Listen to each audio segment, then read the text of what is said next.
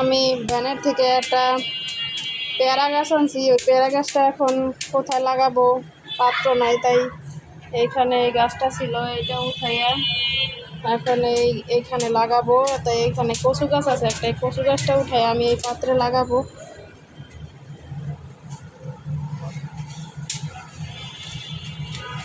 কচু গাছটা দূরের থেকে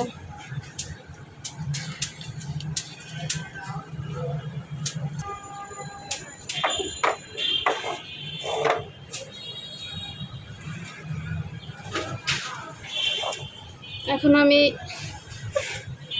এগুলা কি বলে, এগুলা পেঁয়াজ ফুল বলে নাকি ফুল বলে জানি না, এগুলা কি হওয়া হয়েছে, ফুল ধরে না। এগুলা এখন আমি উঠাই ফেলবো, উঠাই অন্য পাত্রে লাগাবো। এই পাত্রে কচু গাছটা লাগাবো। সরম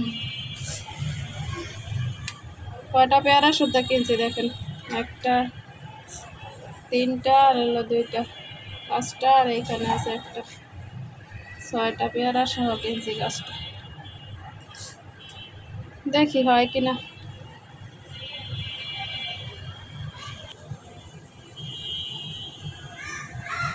এখন আমি গাছটা এই কচু গাছটা আমি এখানে লাগাই দিব।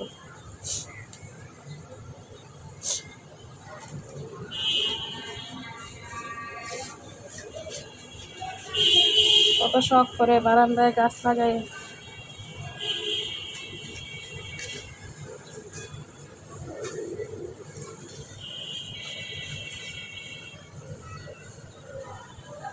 কচু গাছের পাশে একটা পুঁই শাক গাছ আমি উঠাইলাম না, থাক এখানে।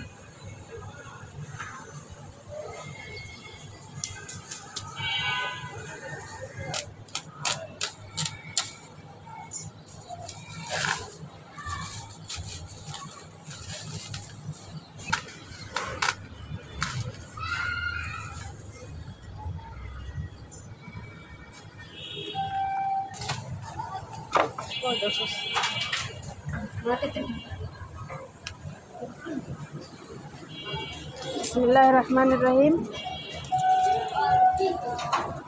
একটু নিচা করতে হবে মনে হয় মাটি।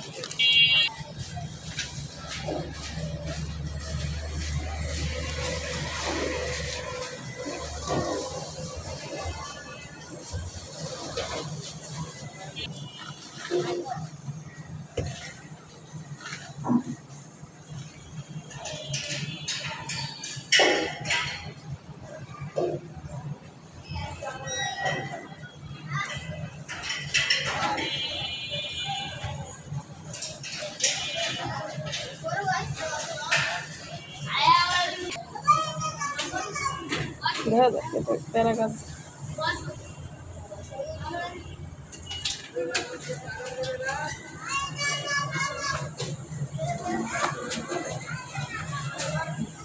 এদিকে দেখো।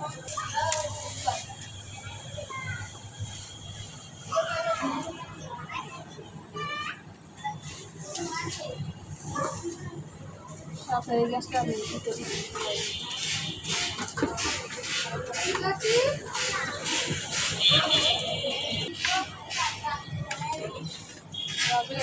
গোবর শুকাই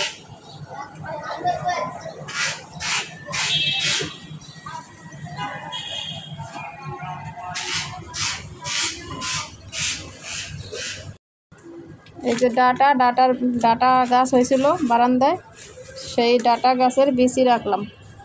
এটি দিয়ে এর পরে আবার মাটিতে বুনাইলে আবার এই ডাটা হবে।